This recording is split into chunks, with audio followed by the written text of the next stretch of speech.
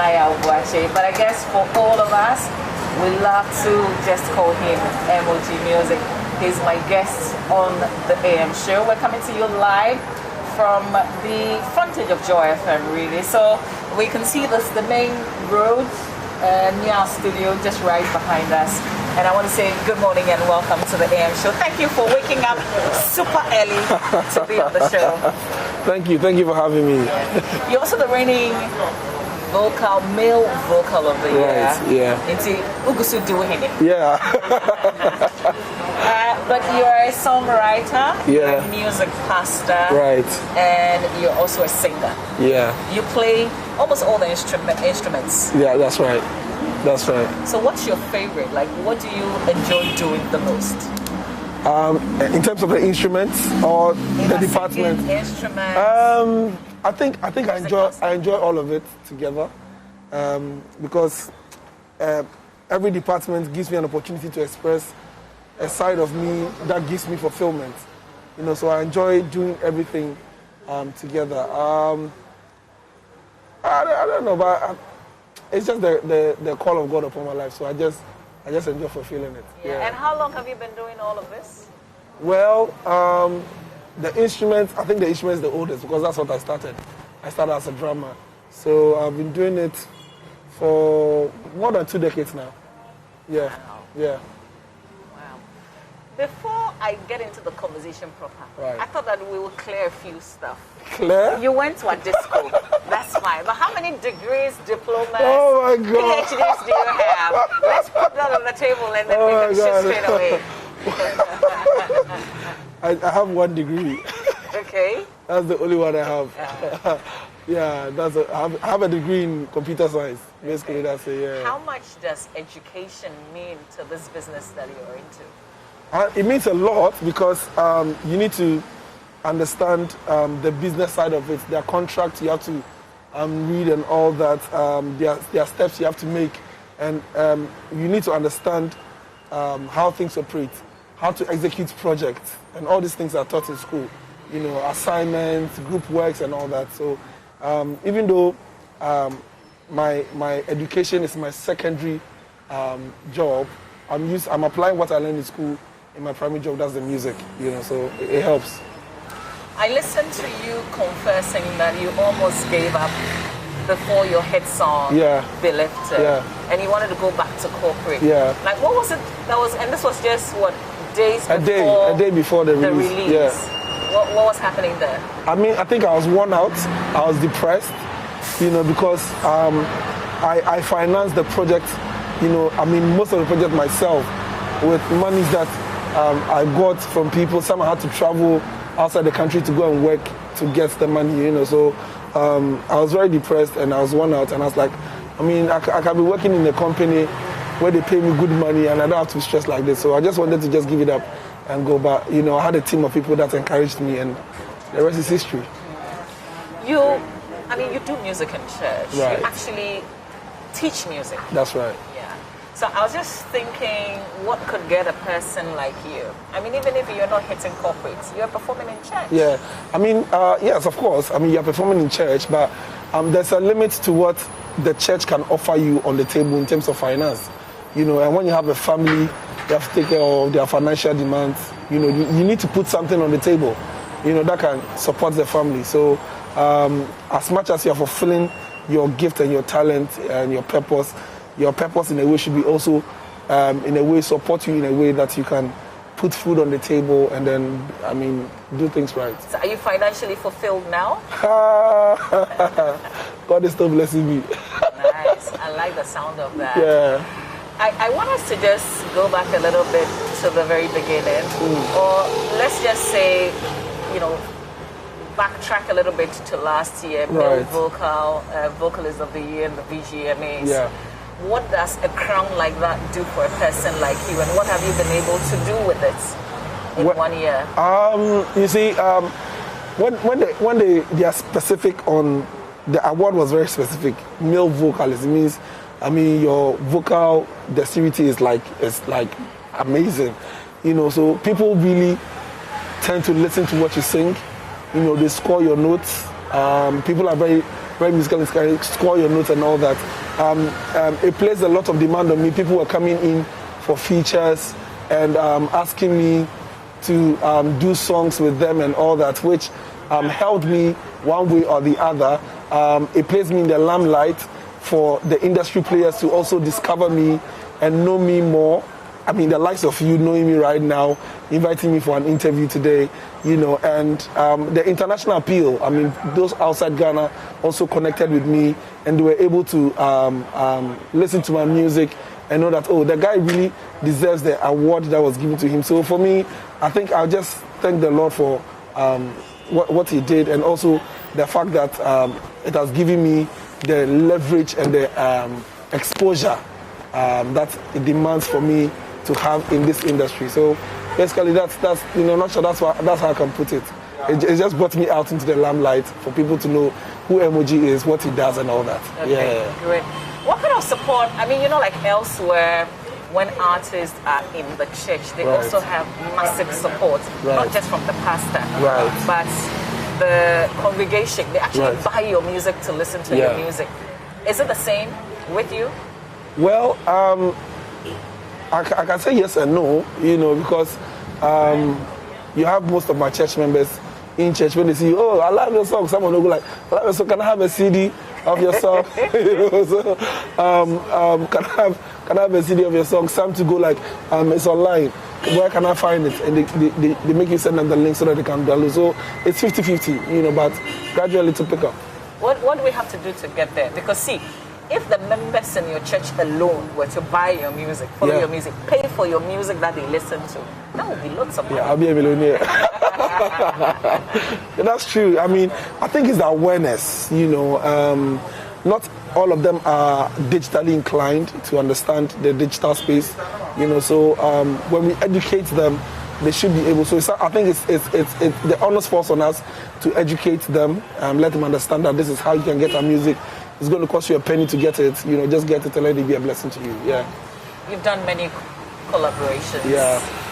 Which of the collaborations stayed with you? For now, I think I'll go for the song I did with Ohima Mercy.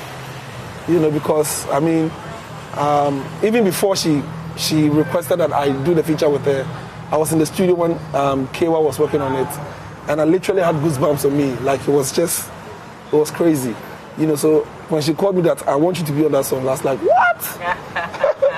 You know, I literally flew to the studio and, you know, put my lights on there. So I think I'll go for it, and really, it's really touching. You know, it came from a very deep place from her soul to write that song. Yeah, that's a massive piece. Would you want to remind us your line? Hey, I was very emotional. Now I'm not emotional. So, I don't know. I was going to say, you saved me, transformed me, changed my shame to glory. Yes, no one can do the things you do for me. So yeah, that's it.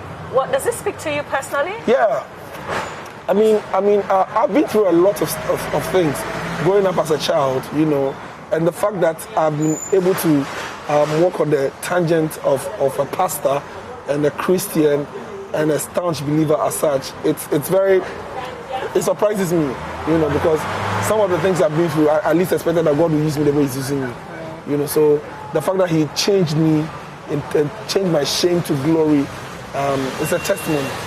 Shout out to Auntie Dora. Yeah. My mom.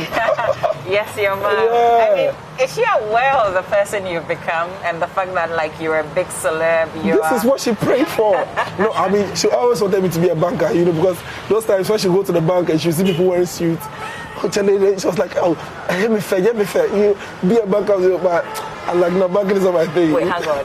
Auntie Dora, your mom, wanted you to become a banker, not because of the cash. No, because of the suit. Just like when they see men wearing the suit, young guys wearing the suit, you know. So the first time she actually took me to Ashama to buy full suit. That was the first time I wore suit. That time we couldn't afford it, so you know, yeah. But she's happy that I'm in the work of God and doing the will of God. Yeah.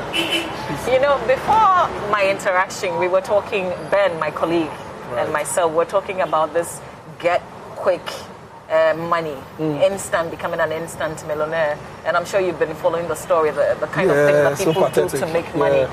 You're a young pastor. There are a lot of people in the church. And, I mean, some of the people who engage in these acts or who are drawn into it are also in the church. I mean, it's us, really. So what do you think? Like, how do we begin to change people's minds? How do we tell them to sow small, and gradually? This is like you've been in this for 20 years and it's not been easy. Yeah. I mean, this is very difficult because the younger generation now believe that the fiction they see online is reality. You know, when somebody poses beside a Rolls Royce or a Range Rover sitting in it shooting a video, I mean, they think that the guy bought it and they worked for it, and and they have this notion on the street. I mean, do anything for money. Every die be die. You understand? So once it sits in their spirit, they can go the length and breadth of the world to get what they want. But not knowing the effect it has on them and the society. So I think it's time for the religious leaders, Christian, Muslim, whatever religion, to create more awareness and encourage their young people to follow the process. You can never get it wrong when you go with the process. You understand? To follow the process and be patient.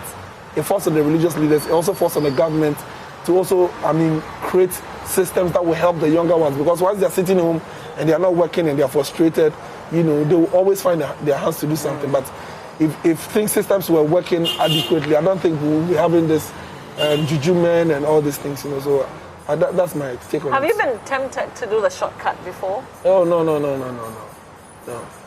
So what keeps you straight? Because it's a very difficult thing. Master, if you don't have money, to eat, you don't have food. You think about all sorts of things. That's true. I mean, I think is the foundation my mom gave me.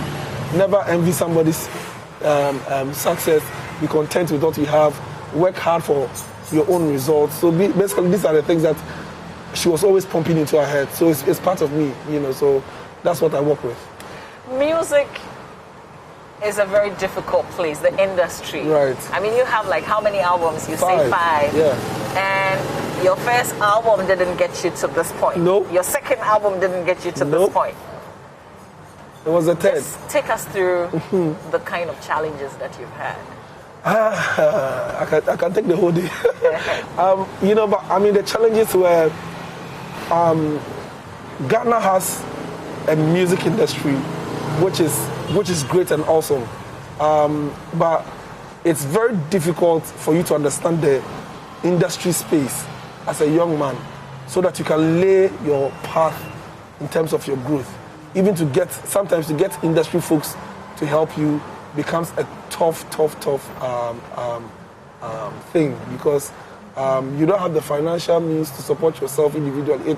Music is an investment, and if you don't have the money to do it, if you don't have the support to do it, your songs are literally like a dream. It doesn't become a reality. So some of the tough things I had to go through is growing to understand the industry space, how it operates, the marketing space, how it operates, creating modules for my music, the production stage, understanding that promoting a song is another module altogether that I have to follow. And also it was not easy, but once you stick with the process and you learn, make the mistakes and correct yourself, you realize that over time you pick up and you become good. What was it with the third album that made you break through? I think I gave it my all. I was like, I told my wife that, listen, this is a deal that if I do it and it doesn't work, that's it, I'm done.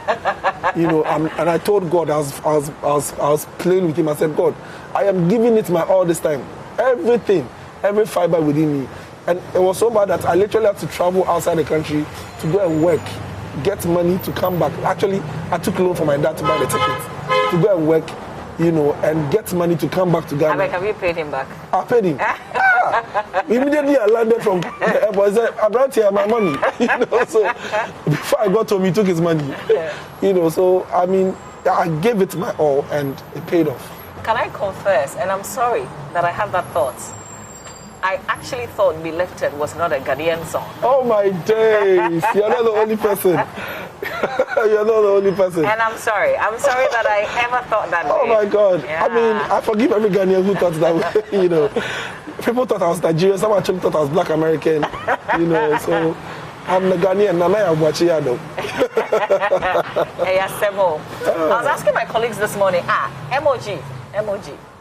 Because it's not like the short form of your name. Yeah. So where did it come from? So I actually wanted something that would make me stand out in the music industry space. So I didn't want to go with the regular thing. Because your team, you guys, is in tune, you know, blah blah. So I want to stand out. Everybody knows me, Nane Abuache, but I want something different. So I actually wanted to go with Nyami Nipa. Okay. And I spoke to Kwesi Otin about it. He was like, what's the meaning of Nyami Nipa? When you travel abroad and the white man is trying to, ladies and gentlemen, have welcome Nyami Nipa. I mean, it won't work. So he was like, go for Man of God. You know, MOG is better. Like, you know, so quickly, that's around 2012, thereabouts. We did a photo shoot and then wrote an article, brought it out that Nane Abuache is not MOG. People were skeptical because, I mean, they knew me for Nane Abuache, you know, but the name went dormant for a while before, by God's grace, we picked up again and then. So has it worked? Yes, it has. I mean, it has. I mean, you have kids on the streets who see, you know, you travel outside, you're buying McDonald's and somebody, are you emoji? I'm like, you know, so I was thinking if I was using Nane Abuache, how they would have, you know. But if you're using Nane Abuache, that way, if somebody took your passport, they will know that, oh, this is the big celeb from Ghana. They'll see the picture. You look like different people. This morning, as you came here, and I've got to say this, my security man thought you were black eye. Yeah. So have people mistaken you as some other person? So sometimes I have my way with it. You know, sometimes you're in a space where you're not properly dressed and you have to go outside to go and buy something, and somebody says, "Oh my God, are you emoji?" I said, "No. Sir. No, I'm not. I'm not. You know, people say I look like him, but I'm not. Oh, are you sure?" I said, "I'm not, madam." See, they will look at me. You know, sometimes it gives you the and they believe you. Yeah, they believe me. Maybe they're watching this, they'll see that. Let's talk about your virtual concert. Right. I think you've been one of the brave ones to still go ahead with a concert within this difficult period of COVID-19. How was it? New wine? It was amazing. It was great. We did it for the love of the people and to keep New Wine Concert relevant in the hearts of people. So, I mean, the results was amazing. The testimonies and it was amazing. We had over 2,000 plus people on YouTube alone. I mean, streaming it live on the day, and it was. So you didn't have audience there? No, we didn't have audience. It was just us, myself and my team, in the studio, and then we started it, and it just went. You know, surprisingly, we trended number 1 on Twitter whilst we're having the concert.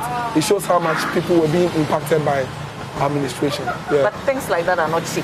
Yeah. So how do you fund such projects? We by myself. Yeah. Is it a permanent band that you have? Yeah.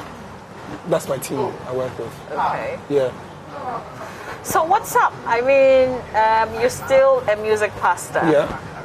And you're still male vocalist of the year. What are you hoping this year? So this year, I think I got Gospel Artist of the Year, Male Vocalist of the Year again, Gospel Song of the Year, and there's a song I did with Raskuku that also got a nomination. So I'm believing God that I'll pick all 4. Nice. Yeah, and that's what I'm believing God for.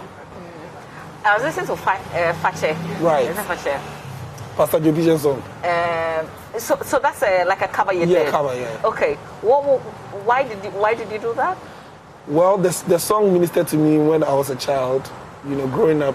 So I'd always wanted to do it. But you changed it too. You know, I had to listen from the beginning till I think maybe the chorus or something before I realized that. Remix, yeah. Okay. So he listened to it. He was like, "I love it. It's nice.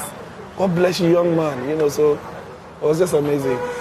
You talk about Neokai. Is it Neokai who held you? You talk about Oting. Yeah.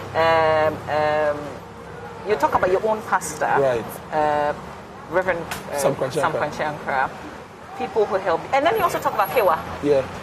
How important, like these are key people, but I'm not sure they just open their arms like you fell into their hands. Yeah. How did you get them to recognize you? Service. I serve New Kind. I didn't say I served. I serve New Kind. You still serve? Yeah. When he calls me, I answer anytime. I serve. When you say you serve, explain it to us. I'm there when they need me. In terms of their ministry, I'm always there to give help, support, to make things easy for them. In the early ages, I was literally New Kind's boy. Everywhere I go with him, I'll go and wash his car and all that. Kwesi Otin, I served him, gave him the necessary help that I could give when he was doing his Mercy album and all that. Kewa, I'm still with him. Sometimes I literally go to the studio to sweep there. Those times I just go sweep, clean the studio before he comes in. You still do things like that? Well, if I have the opportunity, why not? Aren't you like a big celeb? You're a big boy now. No. I mean, what the blessing, you still have to stick with it. When I go to his studio and I see the place is dirty, I get the boys, bring a broom, let's sweep before he comes in. And when he comes in, the place is clean. It takes something. Yeah. To still remain who you are. That's right. There's something that I need you to share. It's only you that knows that. What keeps you humble? What keeps me humble? Number one. You're not loud. You're not loud, and that, like so because of that you're always fresh. Right. Like it's not boring with you. You're not everywhere. Right. You know what I mean? Yeah. Meanwhile, you're ministering to millions of people. That's right. Yeah. What keeps me humble is, number one, I pray for it every morning. I pray to the Lord that, Father, grant me the spirit of humility, injecting me the spirit of humility. No matter where you take me, may I never forget where I came from. So it's a conscious thing that I always pray for. Sometimes when money starts coming in, you can end up losing it, but I mean, show me the richest man and I'll show you the most humble man. I see the likes of Zoom Lion. I met this man and he didn't even look like somebody who is a millionaire. You understand? I mean, what do you have that God didn't give to you? And the life even you have is not your own. That's what I believe. So I have every reason to be humble. The person you disrespect today, tomorrow may be at the top, and you may not have the opportunity to have the encounter with the person. So I show love to everybody, whether old, young. Basically, that's how I live. So after the New Wine concerts, what's coming up next? Okay, so people gave me pressure on Twitter, after I released Be Lifted, Hallelujah, and all those songs, that when are we hearing a song between you and Joe Metal? So initially we didn't want to pay attention to it because, I mean, obviously, they even created an impression that we're... There's some competition going on there. So that we'll be sitting, together and we'll just open Twitter, we'll be laughing at them, reading it. So this year we're like, Charlie, let's just do it. So I have a song coming up with Joe Metal. Yeah? Is it you featuring him? Yeah, me featuring him. Okay. He has an album coming up which I'm also featured on. So we featured each other, And I also have a song coming up with Mama Cynthia of Daughters of Glory Jesus fame. Okay. Yeah, and getting to the end of the year, I'm looking at bringing up an urban EP, to be a blessing to the body of Christ. Yeah. So that's what we have up our sleeves. Okay. You know what? I mean, we've had this conversation. It's not like you've sung. You haven't done anything. Just some little I have sung. Of your Human Mercy collabo. I have sung. So as we go into the weekend, and I'm not saying you should sing, I'm just saying you should wrap up for me. Just wrap up. Okay. You are the one. You have the voice. Me, I don't have your voice. I can only say, thank you for watching. Bye for now. But you can wrap up differently. Okay, so I should wrap up. Yes, sir. Okay. All right, so here we go. Are you ready? Yes, sir. Ladies and gentlemen, my name is... No, that line is reserved for me. Thank you for watching the AM show. No way. I'm here with Mama V. No way. We're not going. What's your favorite? What's the favorite of your own music? Like, it will be difficult. yeah? Because I love all my songs. When I was coming to I was listening to my album. Which one were you listening The Experience to? album. Okay, so what's that song on it that you just listened to before you got down? The last one was the Local Praise, the one I got down. That's What kind of song? Just what to? Hindi song. That one. Oh. I just sang it for you. Okay, one of the line. Eradie Hindi song. Eradie utumi song. Dennis, come and give us backup. Yes, we. One on the Musa. Obiara ni obio miasi nyina ya oje. Yes, we. No, you did it. Thank you so much for being on the show. You've been a blessing. Amen. I love you. I love your music. I love you too. And my church members are watching. So please, promise that you come to Trinity Congregation. No problem. Invite me, I'll be there. Do you know where it is? No. When you invite me, I'll come. Yeah? Yeah. Thank you so much. Thank you. Thank you for having me. Well, that's MOG Music. Nanaya Boachi. Yes, please. Nanaya Boachi. We just simply call him MOG Music. We're happy that he could make it on the AM show today. I hope that you've learned a bit of, something new about him, but most importantly, how he started and where he is now. Start small, small, small, small. Your breakthrough will also come someday. We have another amazing voice on the show. Effie Grace will be performing live on the AM show, and Caddy will have that conversation in a little bit. Stay with us.